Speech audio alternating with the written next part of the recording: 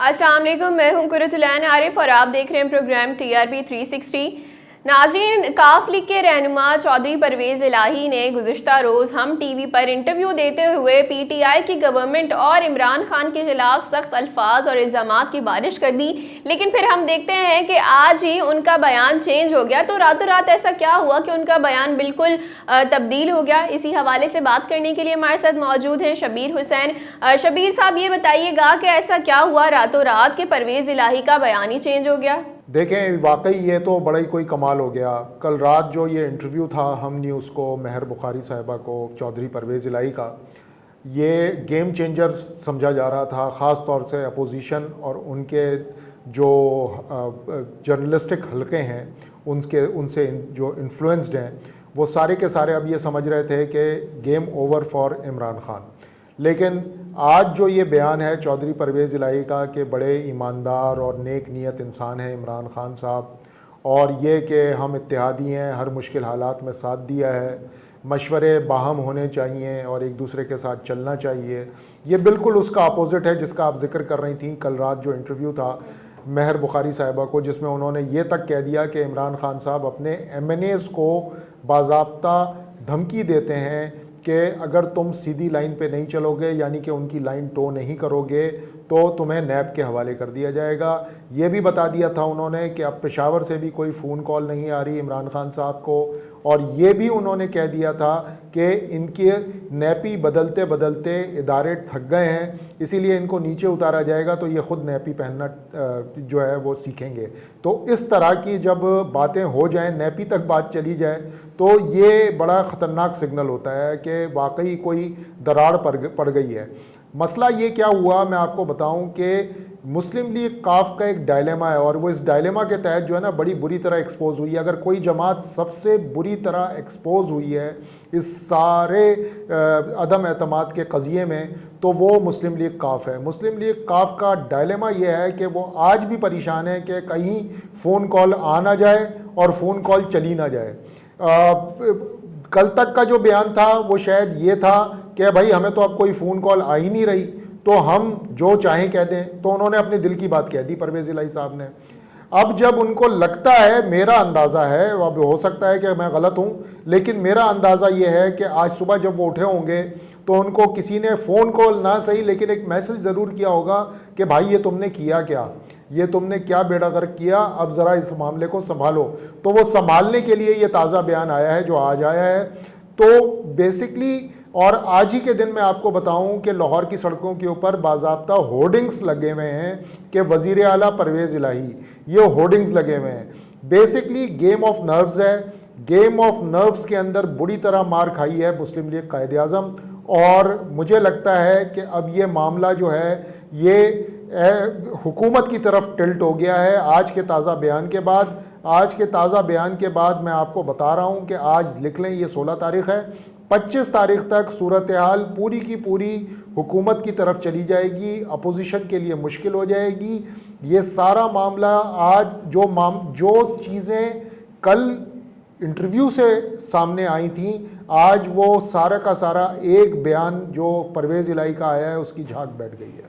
शबीर साहब, आपको क्या लगता है कि काफ लीग के इस बयान के बाद, परवेज़ इलाही के इस बयान के बाद जो हम देखते हैं कि MQM है या फिर बलूचिस्तान अवामी पार्टी है, ये भी यही लाइन इख्तियार करेंगी? देखें, बड़ा इंटरेस्टिंग हो गया इस बयान के बाद। तो वाकई जैसे अपोजिशन के हक़ में कल गेम चली गई थी, मैंने अपने पिछले सवाल के जवाब में बताया कि गेम चली गई थी परवेज़ इलाही साहब के एक बयान से, एक इंटरव्यू से। ये ताज़ा जो आज का बयान है, इसके बाद गेम जो है दोबारा जो है हुकूमत के कोर्ट में आ गई है, और अब ये दूसरे इत्तेहादी जो छोटे इत्तेहादी हैं MQM और बलूचिस्तान अवामी पार्टी, ये भी अब सोचने पे मजबूर हो जाएंगे कि भाई हमने अगर कोई ऐसी वैसी काम कर दिया तो ये ना हो जाए जो काफ लीग के साथ हो गया है। काफ लीग ने कल एक तरह से समझें कि अपनी रस्सी खुलवा ली थी हुकूमती इत्तेहादी से और अपनी रस्सी हवाले कर दी थी कि अपने खूंटे से बांध लो अपोजिशन के। लेकिन अब तो ये नज़र आ रहा है कि अब वो दोबारा चाह रहे हैं कि PTI उनको अपने खूंटे पे बांधे। यही काम जो है मुझे लग रहा है कि MQM और बाप के साथ होगा, क्योंकि MQM और बाप भी अब वही लाइन लेंगे जो लाइन इन्होंने ली है काफ लीग ने। और एक और इम्पॉर्टेंट बात मैं आपको बता दूं कि अब ये तीनों क्योंकि एक ब्लॉक है, इन्होंने पहले से फैसला किया हुआ है कि ये तीनों मिलके हर तरफ मूव करेंगे, चाहे वो अपोजिशन की तरफ जाएं चाहे हुकूमत की तरफ आएँ। और ज़बरदस्त काम ये हुआ है कि इमरान खान साहब ने इस गेम ऑफ नर्व्स के अंदर अपर हैंड ले लिया है। वो कल के बयान के बाद, परवेज़ इलाही साहब के इंटरव्यू के बाद, बिल्कुल हुकूमती पार्टी और ख़ुसूसन इमरान खान साहब बौखलाए नहीं, नर्वस नहीं हुए, कोई जल्दबाजी नहीं दिखाई, बल्कि सुबह सुबह मीडिया के ज़रिए एक बयान जारी किया गया परवेज़ खटक साहब का, वज़ीर दिफा का, कि जी 5 सीटों की पार्टी को वज़ारत आला पंजाब नहीं दे सकते, ब्लैकमेलिंग की सियासत बर्दाश्त नहीं होगी। इस बयान के बाद ये फिर चौधरी परवेज़ इलाही साहब का बयान आ गया, तो गेम ऑफ नर्व्स के अंदर इमरान खान अपर हैंड ले गए हैं अपनी इत्तेहादी जमातों के ऊपर। और जहाँ तक MQM और बाप का आपने पूछा, वो भी इस गेम ऑफ नर्व्स के बीच में फंसी हुई हैं। लेकिन मुझे अब नज़र आता है कि काफ लीग के इस बयान के बाद उनको भी वही रास्ता लेना पड़ेगा जो कि चौधरी परवेज़ इलाही ने आज लिया है। अगर वो नहीं लेंगी तो कल ले लेंगी, परसों ले लेंगी, 25 तारीख तक ले लेंगी। मेरी प्रेडिक्शन और मुझे जो अंदाज़ा नज़र आता है वो यही नज़र आता है कि all 3 allied parties will fall in line with the government. यही होगा, यही लॉजिकल बात है जो समझ में आती है। शबीर साहब, ये बताइएगा कि अगर ये सारी इत्तेहादी जमातें PTI के साथ ही रहती हैं तो अपोजिशन के पास क्या ऑप्शन रहेगा कि वो तहरीक अदम एतमाद को कामयाब बनाए?